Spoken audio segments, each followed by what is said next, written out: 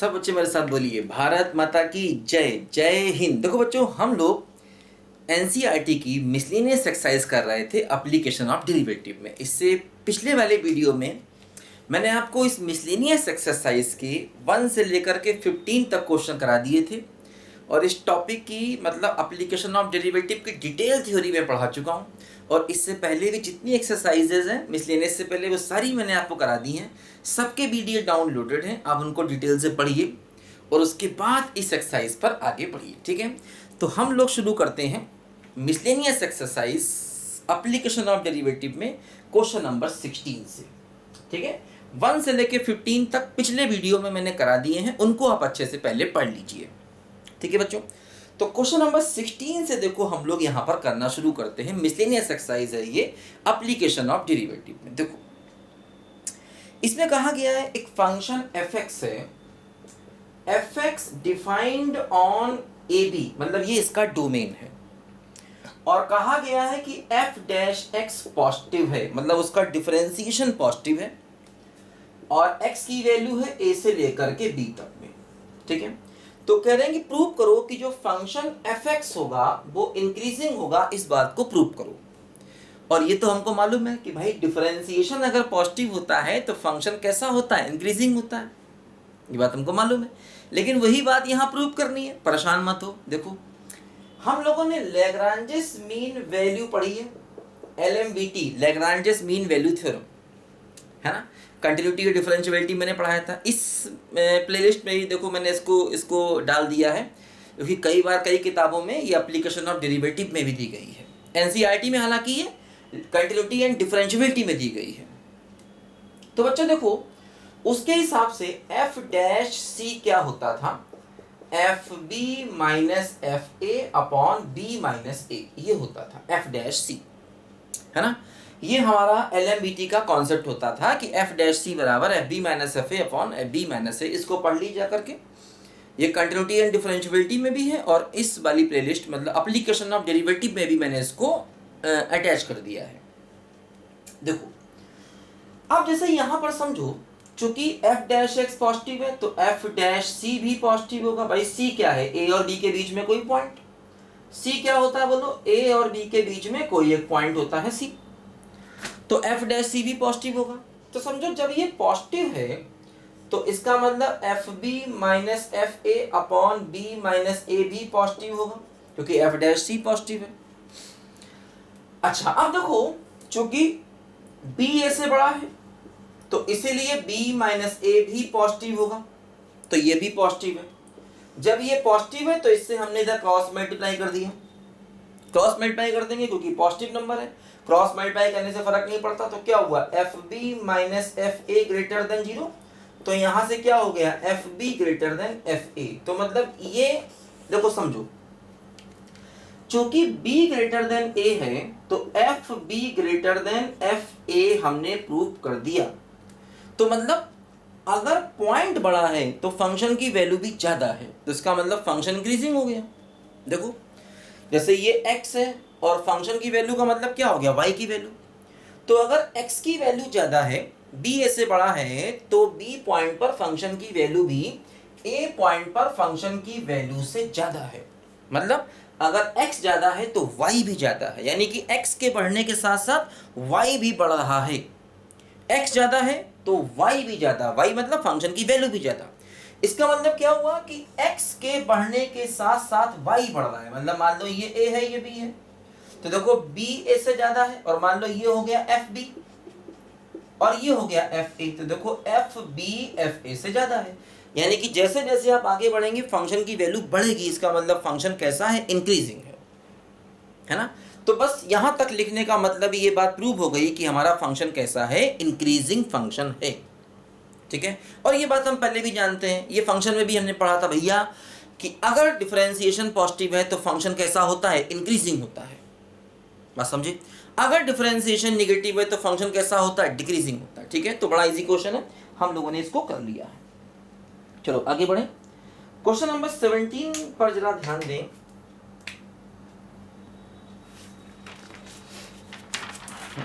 देखो 17 क्वेश्चन क्या है, फिर देखो बेटा वही क्वेश्चन है। height of cylinder of maximum volume that can be described in a sphere of radius r is this। देखो फिर वही सवाल है जो अब तक हम लोग कितने बार कर चुके हैं, इस टाइप का क्वेश्चन, ज्योमेट्रिकल प्रॉब्लम। मतलब परदेसी परदेसी जाना नहीं, मुझे छोड़ के। देखो ध्यान दो, 17 क्वेश्चन। देखो हाइट ऑफ सिलेंडर है, इन एक स्फेयर है, स्फेयर में देखो हमने एक सिलेंडर बनाया है। स्फेयर में बच्चों हमने बना दिया है एक सिलेंडर। ये मान लो अपना सिलेंडर का, ये सिलेंडर है अपना, और स्फेयर का रेडियस r है। ठीक है, स्फेयर का देखो रेडियस r है। देखो मान लो ये हमारा रेडियस r है स्फेयर का। ठीक है, तो देखो ये कैपिटल R हो गया कांस्टेंट। मैंने बताया था 3 बातें ध्यान रखनी है। क्या क्या बोलो, कि क्या कांस्टेंट है, तो कैपिटल R कांस्टेंट है। किसको मैक्सिमाइज करना है, सिलेंडर ऑफ मैक्सिमम वॉल्यूम। तो वॉल्यूम ऑफ सिलेंडर जो हमने इसके अंदर बनाया है, क्या हो गया वॉल्यूम ऑफ सिलेंडर बोलो। मान लो इसकी हाइट में h मान लेता हूं और इसका बेस रेडियस r मान लेता हूं।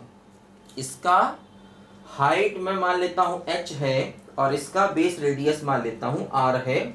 तो इसका वॉल्यूम क्या हो गया, pi small r square h। इसको करना है क्या बोलो, मैक्सिमाइज। बस समझे, ये गिवन है। वॉल्यूम ऑफ सिलेंडर को करना है मैक्सिमाइज पाई r स्क्वायर h।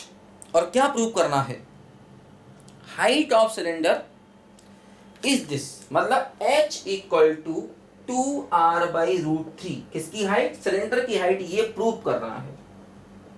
इस बात को प्रूव करना है कि सिलेंडर की हाइट ये होगी। और मैक्सिमम वॉल्यूम भी निकालना है। जो v मैक्सिमम की वैल्यू है वो भी हमको चाहिए है। समझे, देखो करते हैं, आसान है। देखो इसमें 2 वेरिएबल है, स्मॉल r स्मॉल h। हटाना पड़ेगा एक वेरिएबल को। कैसे हटाएं, कैसे हटाएं, कैसे हटाएं, देखो ध्यान दो। स्मॉल r है, ये कैपिटल R हो जाएगा। ठीक है, ये सेंटर है स्फीयर का, O मान लीजिए, ये कैपिटल R हो जाएगा। तो समझो बच्चों, ये वैल्यू मान लो, ये मान लेता हूं मैं P, ये मान लेता हूं Q। देखो OP क्या हो जाएगा, OP हो जाएगा √r² minus small r square. तो हाइट क्या हो जाएगा, OP का डबल। देखो ये OP है, इसका डबल हो जाएगा h। तो h हो जाएगा 2√r² minus small r square. तो हम क्या करेंगे, देखो एक वेरिएबल को यहां से हटाना है। तो किसको हटाएं, किसको हटाएं, किसको हटाएं, h को हटाएं या r को हटाएं। देखो h में अंडर आ जाएगा तो स्मॉल r को हटा देते हैं। देखो स्क्वायर कर दो, h² बराबर 4 r² माइनस r²। तो h²/4 बराबर r² माइनस r²। r² हो गया r² माइनस h²/4। देखो r² को हटाना इजी है। तो वॉल्यूम हो गया पाई इंटू h, और r² की देखो वैल्यू ये आ गई माइनस h²/4। तो अंदर ले लो इसको, h को अंदर ले लो, तो r² h माइनस h³/4। देखो ये केवल सिंगल वेरिएबल स्मॉल h में आ गया जो हम चाहते हैं। किसी भी सिंगल वेरिएबल में उस चीज को निकालते हैं जिसको मैक्सिमाइज या मिनिमाइज करना होता है। बस समझे। अब इसका कर दो बेटा डिफरेंशिएशन। तो क्या हुआ बोलो, r² h का हो गया 1 माइनस 1/4, ये हो गया 3h²। ठीक है, और डिफरेंशिएशन को करना होता है क्या बोलो, 0। तो dv/dh को कर देंगे 0। तो क्या बचेगा बोलो, पाई ब्रैकेट में क्या बचा बोलो, r² माइनस 3h²/4 बराबर 0। ठीक है, तो पाई तो 0 होगा नहीं, इसको 0 करेंगे। तो r² बराबर 3h²/4। तो h² बराबर 4r²/3। h क्या हो गया बोलो, 2r/√3। देखो यही लाना भी था, h की देखो यही वैल्यू प्रूव भी करनी थी। देखो वही आ गई। अब हमारा क्या काम क्या बचा है, वॉल्यूम को मैक्सिमाइज करना है। तो इसी के डबल डेरिवेटिव को नेगेटिव दिखाओ, d2v/dh² निकालो। क्या होगा बोलो, पाई कांस्टेंट, इसका 0 हो गया। तो -3/4 इंटू 2h, h की वैल्यू रख देंगे। तो -3 पाई/2 और h क्या हो गया 2r/√3। देखो ये क्या हो गया निगेटिव, निगेटिव का मतलब वॉल्यूम क्या हो गया बोलो मैक्सिमम हो गया, मैक्सिमम। ठीक है, अब हमें बच्चों वॉल्यूम की मैक्सिमम वैल्यू चाहिए भी है, तो h की इस वैल्यू पर वॉल्यूम मैक्सिमम है, h ये रख देंगे तो वॉल्यूम का मैक्सिमम आंसर आ जाएगा। देखो v मैक्सिमम क्या हो जाएगा, इसी में h की ये वैल्यू रख दो तो क्या हुआ बोलो π/2r/√3 है ना भाई। मैक्सिमम वॉल्यूम कब मिलेगा जब यहाँ h की ये वैल्यू रख दो, इस पॉइंट पर वॉल्यूम मैक्सिमम है तो h की ये वैल्यू रखते ही आपको वॉल्यूम मैक्सिमम मिल जाएगा। इसी में ना h के टर्म में देखो ये वॉल्यूम है तो कैपिटल R तो वही रहेगा r² माइनस h²/4, तो h²/4 का मतलब h²/4 तो क्या हो जाएगा r²/3। ठीक है, इसको सिंप्लीफाई कर लेंगे तो हमें अपने क्वेश्चन का कुल मिला के फाइनल आंसर मिल जाएगा, है ना। h की वैल्यू यहां रखनी और कुछ नहीं करना भाई, वही मतलब हो गया ना कि फंक्शन की मैक्सिमम वैल्यू भी निकालो, तो जिस पॉइंट पर फंक्शन मैक्सिमम है वो यहां रख देते हैं तो फंक्शन की मैक्सिमम वैल्यू मिल जाती है। इसमें कौन सी बड़ी बात है, कौन सी बड़ी बात है। आप कितनी बार इस सवाल को कर चुके हैं पहले भी। ठीक है, लिखो जल्दी से, फटाफट लिखो, फास्ट।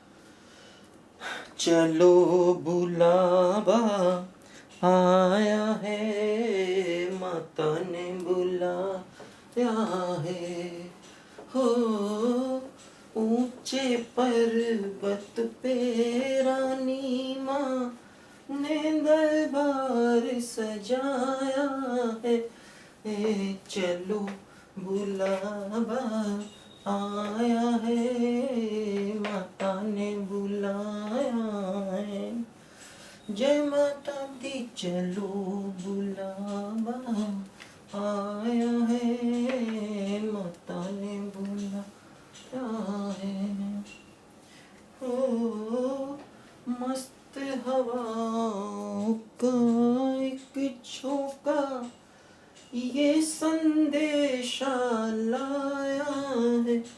देखो 18वां क्वेश्चन बच्चों करना पड़ेगा, 18वां 18। Show that height of cylinder of greatest volume, मतलब सिलेंडर के वॉल्यूम को ग्रेटेस्ट करना है, which can be inscribed in a right circular cone of height h and semi vertical angle alpha। एक कोन है बच्चों और कोन के अंदर बनाया है हमने एक सिलेंडर, कोन के अंदर बन गया है एक बंदर, कोन के अंदर बन गया बंदर मतलब सिलेंडर, कोन के अंदर बन गया एक सिलेंडर।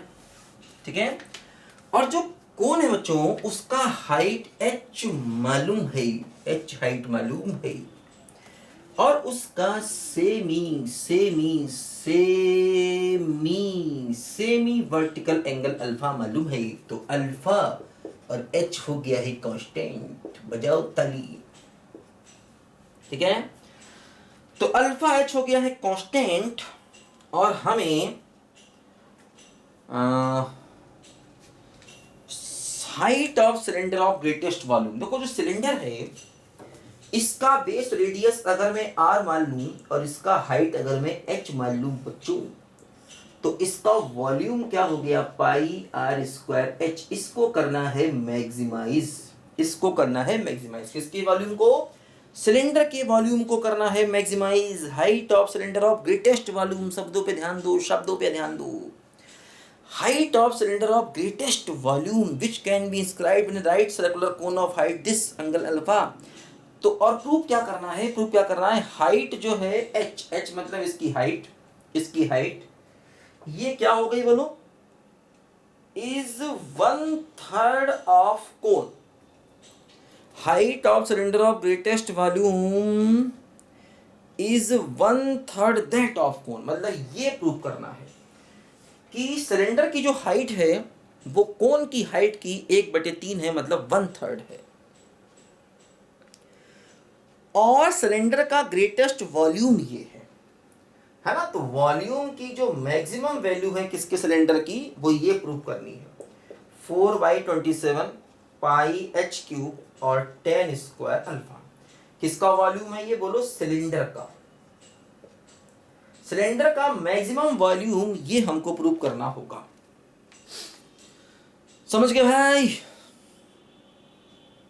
चलो सवाल करना शुरू करते हैं। देखो इसमें कैपिटल आर और कैपिटल एच दो प्रकार के वेरिएबल हैं, इन दोनों को हटाना होगा, या किसी एक को हटा लो, किसी एक को हटा लेते हैं।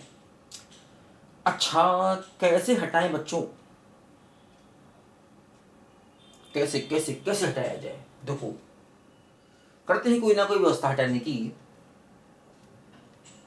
अच्छा हाँ देखो एक काम करते हैं, ये O है और ये मान लो पॉइंट P है, ये मान लो पॉइंट Q है, ये मान लो पॉइंट C है और ये मान लो पॉइंट M है। देखो triangle OPQ and triangle OCM। देखो OPQ OCM दो ट्रायंगल है।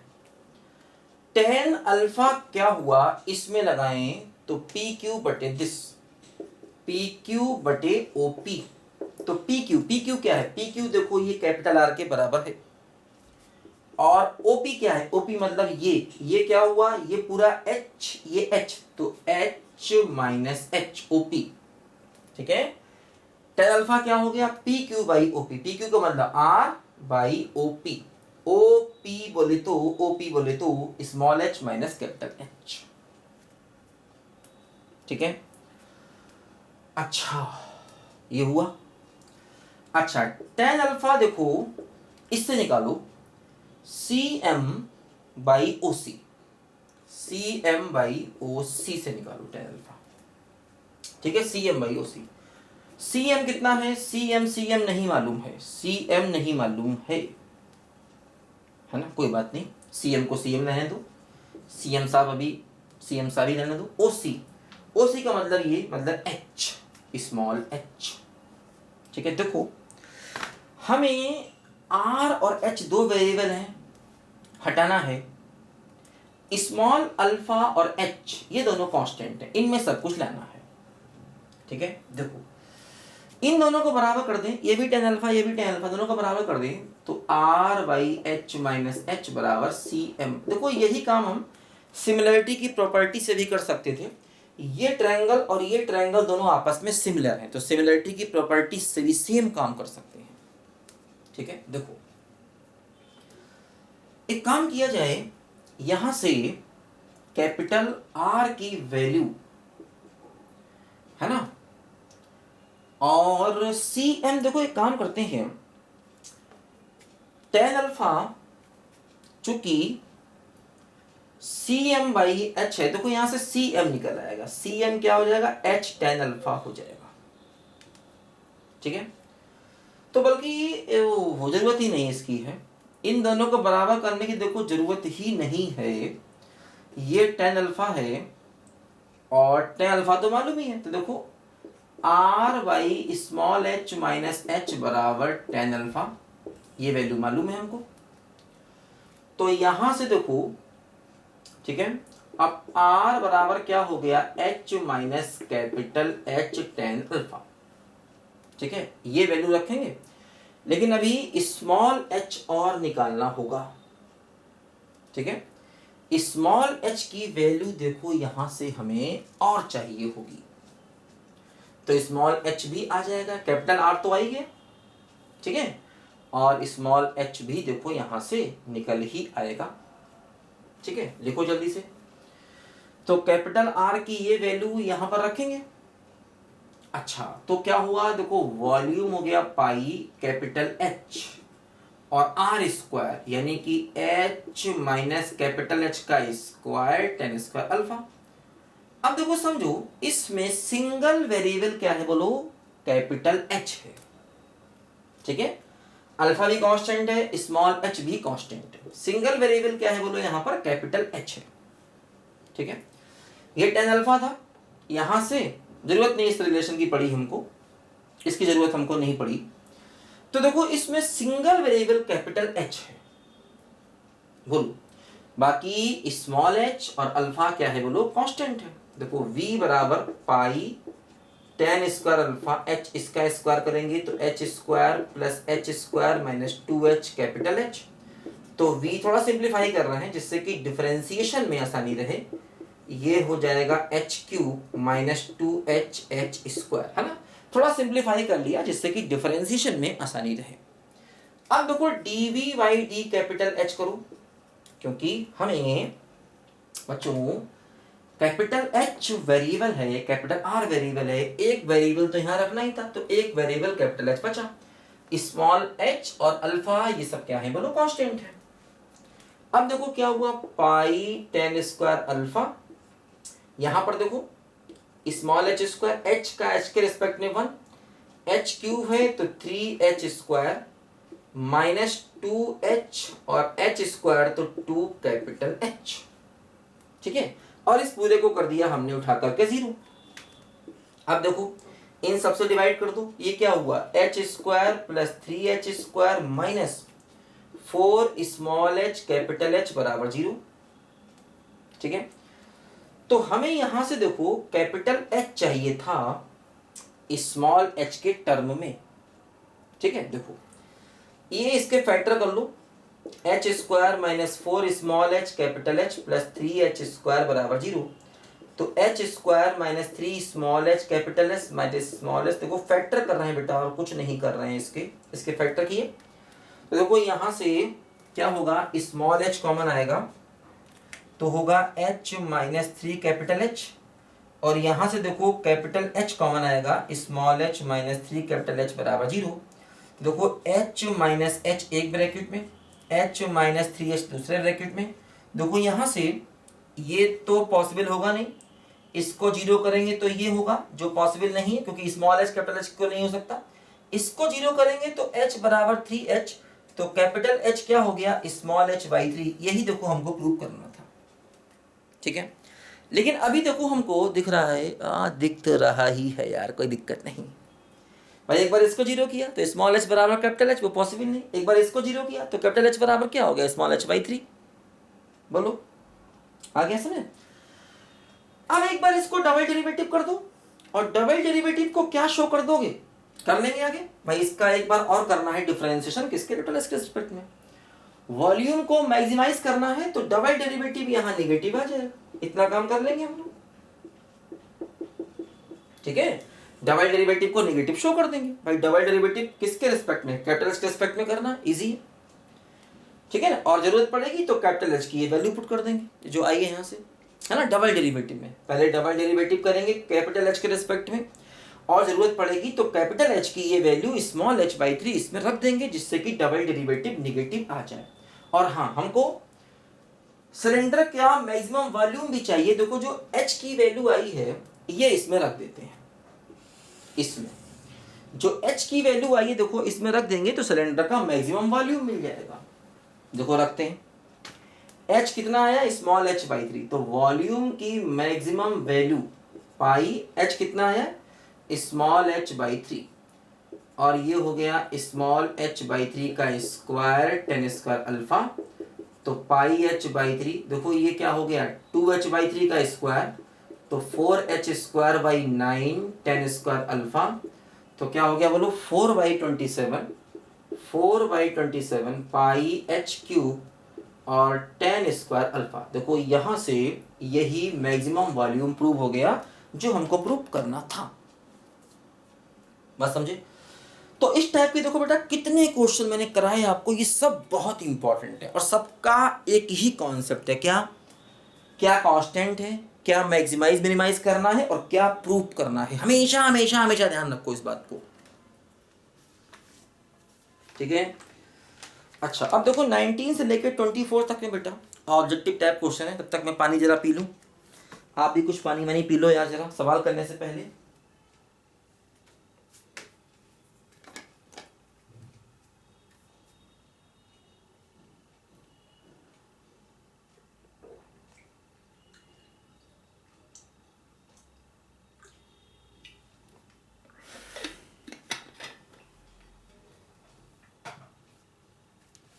चलो भाई, हाँ,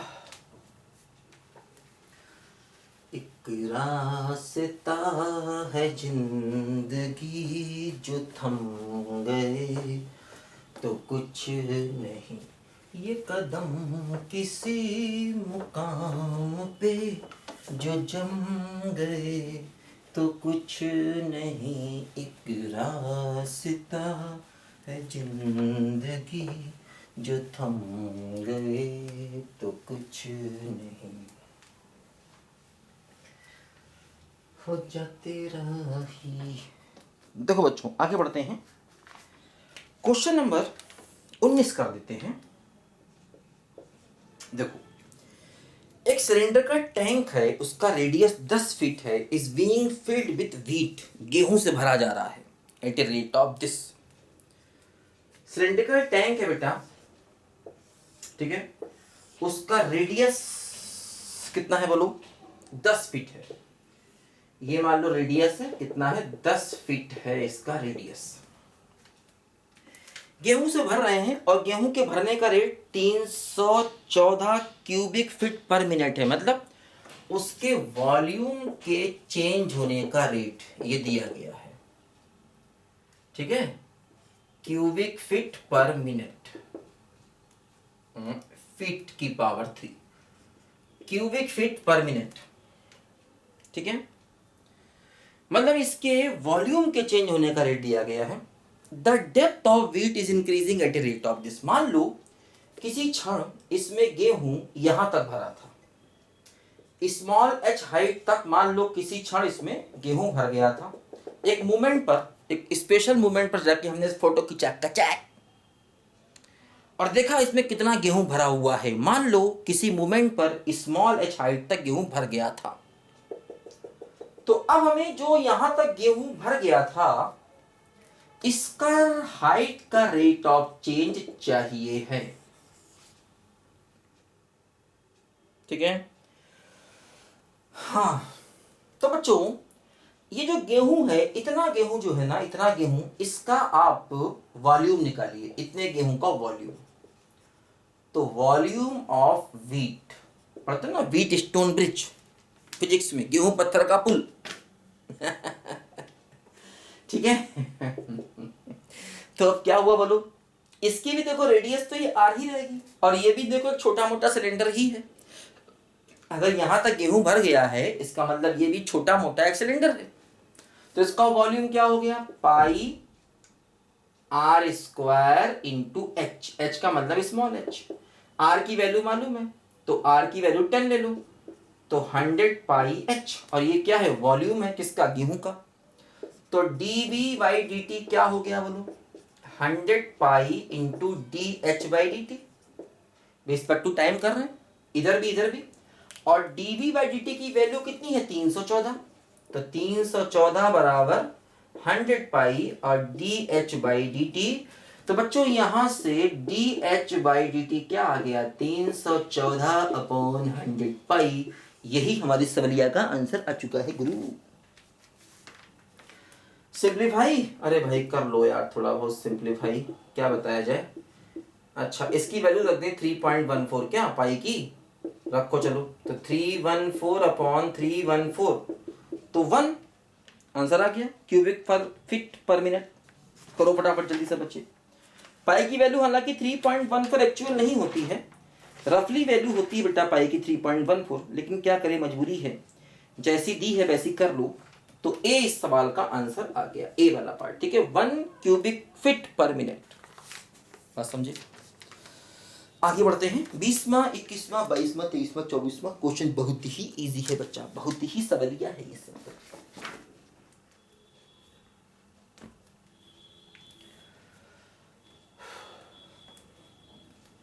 बहुत गर्मी है गुरु, बहुत गर्मी है। कोई बात नहीं बेटा, दुनिया में बिना मेहनत किए कुछ नहीं मिलता है, मेहनत करने का जज्बा रखो, जज्बा, जज्बातों से खेल नहीं है आप सेठ जी, मेरे जज्बातों से मत खेलिए आप। जज्बा रखना पड़ता है पढ़ने के लिए, जिंदगी में कुछ करने के लिए बेटा मेहनत करनी पड़ती है, ध्यान दो। 20वां क्वेश्चन आ जाओ। Slope of tangent to this curve at this point. देखो x बराबर क्या हो गया है, t square plus 3t minus 8, y बराबर है 2t square minus 2t minus 5। देखो स्लोप ऑफ टेंजेंट चाहिए 2 कॉमा माइनस 1 पॉइंट पर। ये 2 कॉमा माइनस 1 किसकी वैल्यू है? x की और y की वैल्यू है। ठीक है, इस पॉइंट पर टेंजेंट का स्लोप चाहिए। क्या करना होगा बेटा?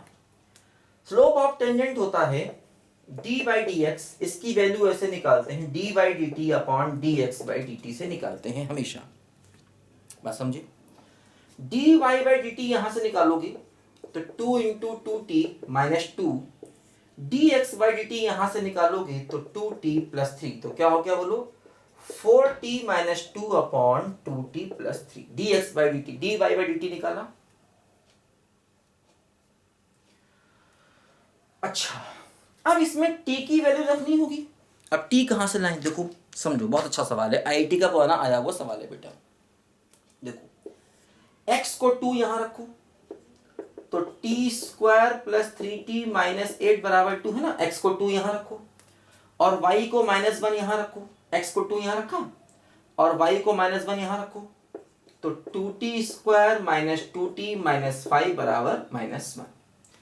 तो इससे क्या मिला? इससे मिला T square plus 3t minus 10 बराबर 0। तो क्या हो गया बोलो? ये हो गया प्लस का 5t माइनस का 2t माइनस 10 बराबर 0।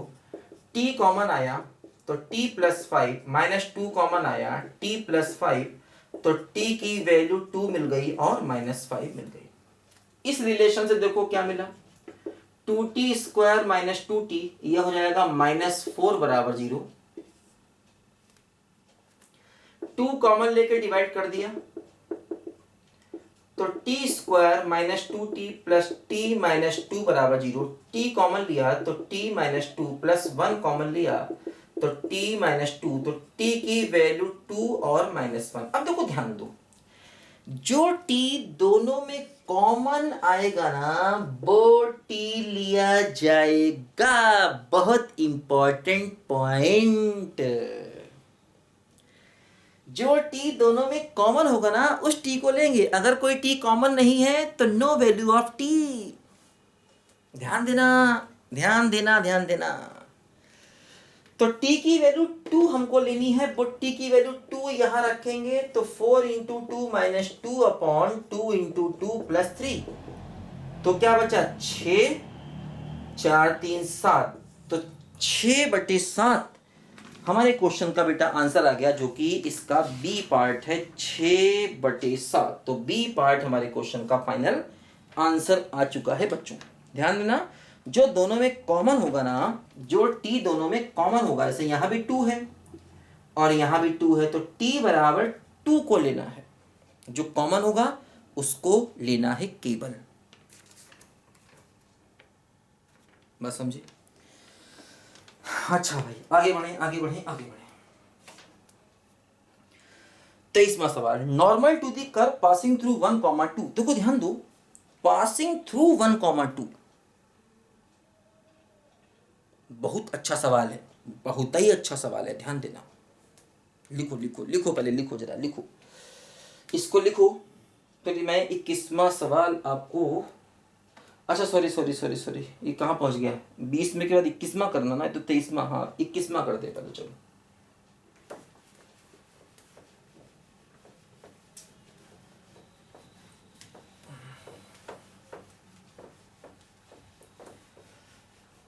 जिंदगी एक सफर है सुहाना, यहाँ कल क्या हो किसने जाना। जिंदगी एक सफर है सुहाना, यहाँ कल क्या हो किसने जाना। देखो y बराबर mx plus 1 is tangent to this curve, और m की वैल्यू हमको मालूम करनी है। ये लाइन इसकी टेंजेंट है। देखो ये बात तुमको मैंने समझाई थी बेटा जब मैं टॉपिक को पढ़ा रहा था, कि अगर कोई लाइन इसकी टेंजेंट है तो क्या तरीका है। देखो हम क्या करेंगे, इन दोनों से एक पहले क्वाड्रेटिक तैयार करेंगे। वो क्वाड्रेटिक एक्स में भी तैयार कर सकते हैं, वाई में भी तैयार कर सकते हैं। समझो ध्यान से। पसीना काफ़ी निकल रहा है, गर्मी बहुत है। मैं जरा गमछा लेके आता हूँ, पसीना को पोंछता हूँ पहले। रुको रुको रुको रुको रुको, कहाँ गया कहाँ गया कहाँ गया कहाँ गया, ये रहा। हा हा हा। भैया गर्मी में गमछा से ना पसीना पोंछना बहुत फायदेमंद लगता है, और गमछा को इसे डाल लिया। अब होगी पढ़ाई, समझे? तो मैंने क्या बताया बेटा कि ये लाइन इसकी टेंजेंट है, तो पहले क्वाड्रेटिक तैयार करो, या तो एक्स में या वाई में। तो वाई की वैल्यू रखेंगे, उसका स्क्वायर करना पड़ेगा, टेंशन हो जाएगा। तो यहां से एक्स की वैल्यू निकालो, तो क्या देखो हुआ, यहां से एक्स की वैल्यू निकालोगे और ये एक्स की वैल्यू यहां रखोगे, तो वाई स्क्वायर बराबर 4 और एक्स की वैल्यू ये है ना। तो जब भी कोई लाइन किसी कोनिक सेक्शन की टेंजेंट होती है, ये बात मैंने टॉपिक को पढ़ाते समय भी आपको समझाई थी, तो क्या करेंगे, दोनों से एक क्वाड्रेटिक तैयार करेंगे, चाहे वो एक्स में करो चाहे वाई में करो। तो देखो यहाँ से बच्चों ये हो गया एम वाई स्क्वायर बराबर 4y माइनस 4, तो m y square minus 4y plus 4 बराबर 0। देखो ये y में क्वाड्रेटिक है। अब इसमें a कितना हो गया m, और b कितना हो गया -4, और c कितना हो गया 4, a b c। तो क्या हो जाएगा, d बराबर 0, यानी कि b स्क्वायर माइनस 4ac बराबर 0। b स्क्वायर का मतलब 16 माइनस 4, a हो गया m और c हो गया 4 बराबर 0। तो 16 बराबर 16m और m बराबर हो जाएगा 1। ध्यान रखना डिस्क्रिमिनेंट को 0 करते हैं, क्योंकि क्या हो रहा है, देखो ये जब दो चीजें हैं आपस में एक दूसरे को काट रही हैं, तो टेंजेंट बनने का मतलब ये दोनों पॉइंट ऑफ इंटरसेक्शन सेम हो जाएंगे। जब ये लाइन इसकी टेंजेंट बन जाएगी, इसका मतलब ये दोनों पॉइंट ऑफ इंटरसेक्शन आपस में सेम हो जाएंगे। सेम का मतलब जो दो रूट्स यहाँ से y के आएंगे दोनों बराबर, दोनों बराबर का मतलब इसके रूट्स इक्वल है ना। जो दो अलग अलग y की वैल्यू आने वाली थी, अब वो दो अलग अलग नहीं आएंगी, दोनों सेम आएंगे। कोई टच कर रहा है, टच करने का मतलब y की दोनों वैल्यू बराबर, मतलब इसके दोनों रूट्स इक्वल, यानी कि d बराबर 0। तो d बराबर 0 करने से हमको m मिल। ध्यान रखना बहुत इंपॉर्टेंट मेथड है, IIT में भी अक्सर इस कॉन्सेप्ट पर क्वेश्चन पूछा जाता है। ये तुमको मैंने थ्योरी पढ़ाते समय समझाया भी था। चलो आगे बढ़े बच्चों। हाँ, नॉर्मल टू दिस बहुत इजी क्वेश्चन है। 22 देखो, एक कर्व है, उसके पॉइंट पर नॉर्मल निकालना। लिखो पहले बच्चों, लिखो लिखो लिखो, जल्दी जल्दी लिखो। डिंग टक टक डिंग डिंग टक टक डिंग टक टक डिंग डिंग डिंग टक डिंग डिंग टक डिंग डिंग डिंग टक डिंग डिंग टक डिंग डिंग डिंग टक।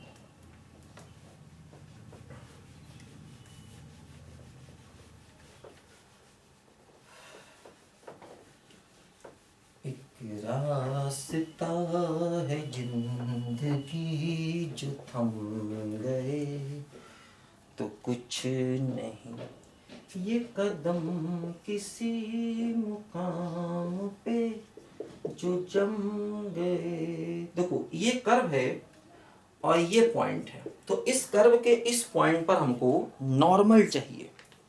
ठीक है, नॉर्मल चाहिए इस कर्व के इस पॉइंट पर। बहुत आसान है, क्या करें देखो भाई, जैसे करते हैं क्या, इसका करो differentiation 2 into d y by d x और प्लस 2x बराबर 0। तो d y by d x क्या हो गया, माइनस 2x अपॉन 2। तो d y by d x क्या हो गया बोलो, माइनस x। ये वैल्यू रखो 1 1, क्योंकि 1 1 ही तो पॉइंट है ना। हाँ 1 1 पॉइंट है, तो 1 1 पॉइंट इसमें रखो। तो d y by d x क्या हो गया, -1। लेकिन हमें तो नॉर्मल चाहिए, तो नॉर्मल का स्लोप क्या होता है बोलो, वो होता है minus d x upon d y. तो इसका रेसिप्रोकल और नेगेटिव करेंगे तो 1 हो गया। और पॉइंट ये मालूम है, नॉर्मल का स्लोप ये है, तो क्या होता है नॉर्मल का इक्वेशन, y माइनस y1 बराबर स्लोप x माइनस x1। तो y माइनस 1 बराबर x माइनस 1, तो y बराबर x आ गया बेटा नॉर्मल का इक्वेशन। तो ये हमारा 22वें सवाल में नॉर्मल का इक्वेशन आ गया, बी पार्ट इसका सही आंसर हो गया। तो इसको हम ऐसे भी लिख सकते हैं x माइनस वाई बराबर 0। तो बच्चों इसमें बी पार्ट हमारा सही आंसर आ गया। ठीक है, 22वां। 23वां सवाल काफ़ी इंपॉर्टेंट है। 23वां सवाल काफ़ी इंपॉर्टेंट है, समझो। लिखो लिखो लिखो, पहले लिखो इसको। हाँ,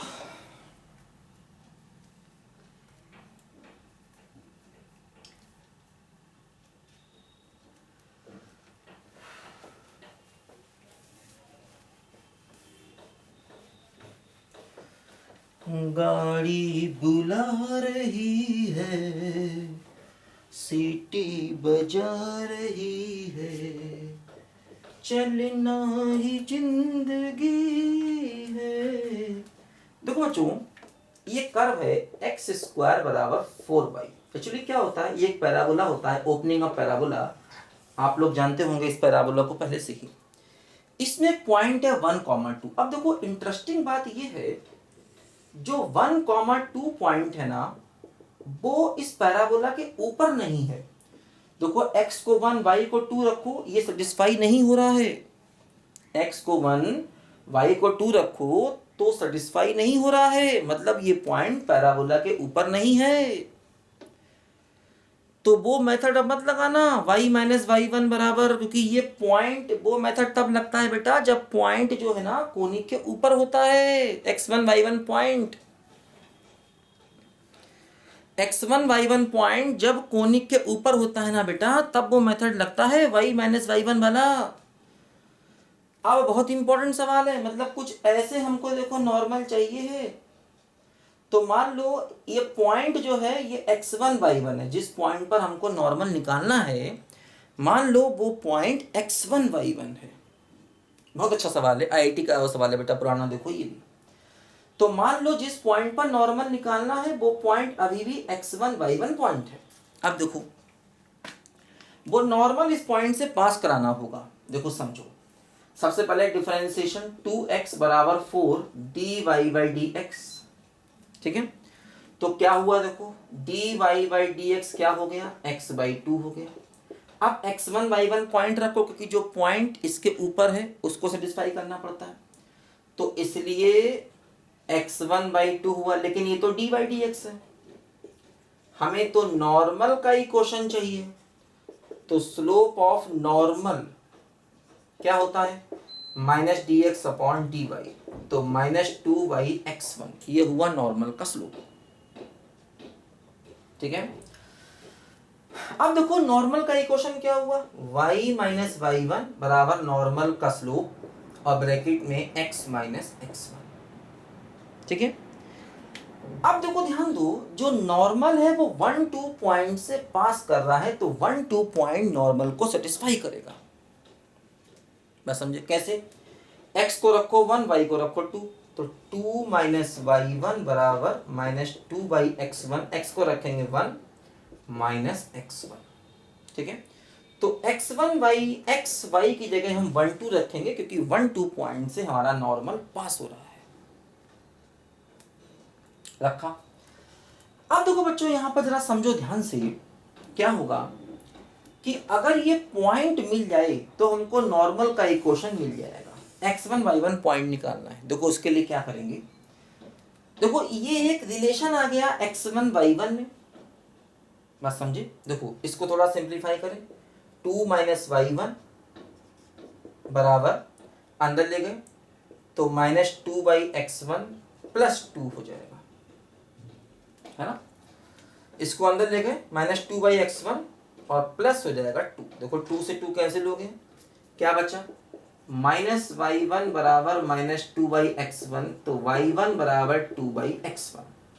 अब देखो समझो, एक्चुअली जो x1 y1 पॉइंट है वो इसको सेटिस्फाई करेगा, क्योंकि x1 y1 पॉइंट इसके ऊपर है।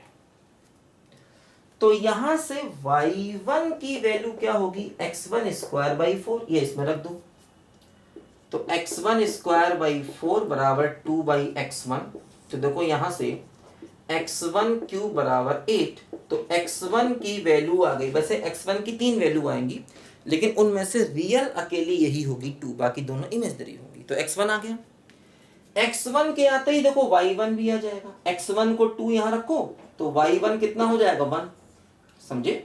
x1 को 2 यहाँ रखो तो y1 1, तो x1 हो गया 2 और y1 हो गया 1। तो ये x1 y1 की वैल्यू इसमें रख दो तो क्या मिला देखो, y माइनस 1 बराबर माइनस 2/2 और x माइनस x1 यानी कि 2,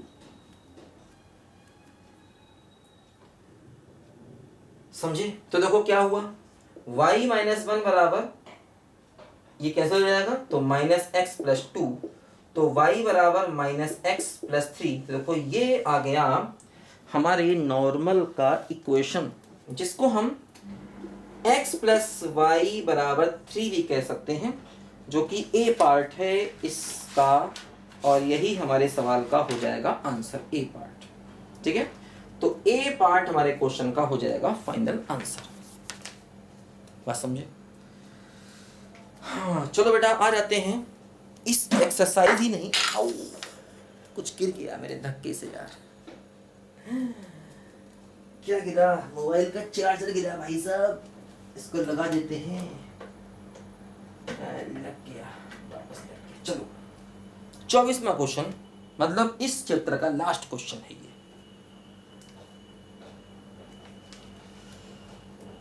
है प्रीत जहाँ की रीत सदा, मैं गीत बहा के गाता हूँ,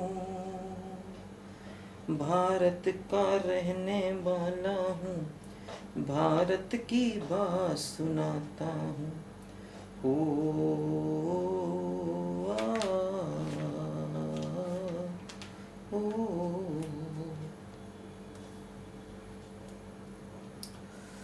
अच्छा भाई 24वां क्वेश्चन कर दिया जाए। अब जीते हैं किसी ने देश, तो क्या हमने भी दिलों को जीता है।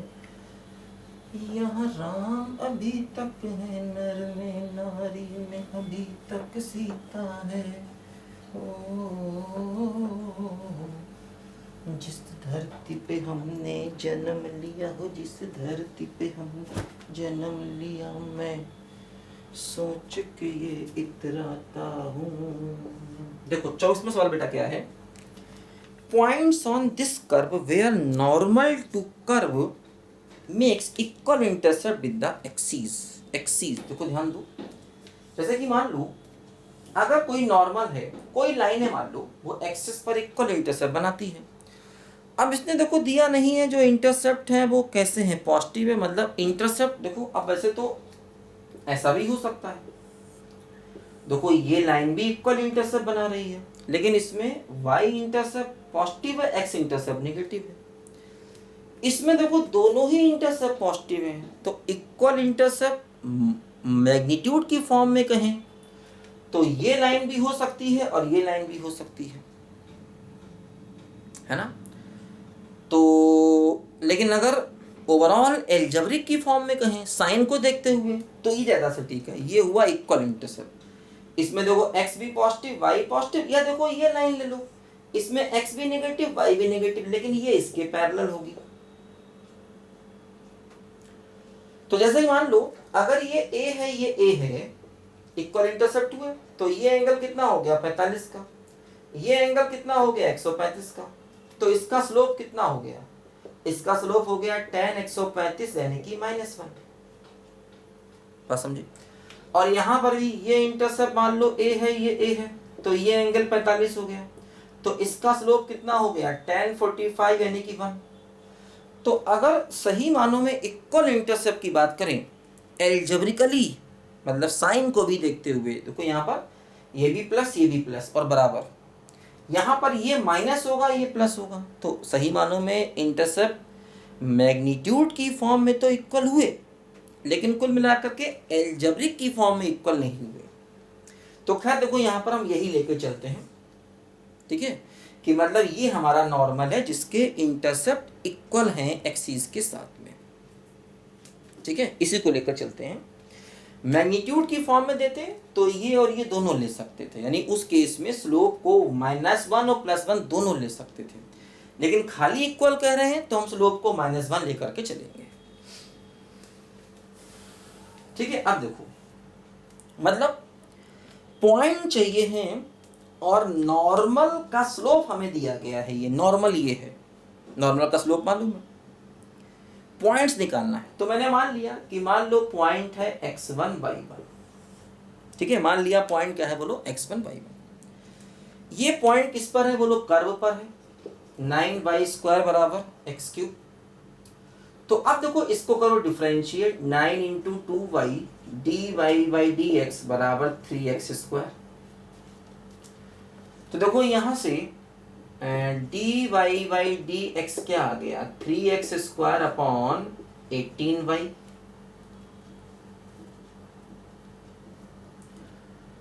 है ना। देखो क्या हुआ, x² अपॉन 6y।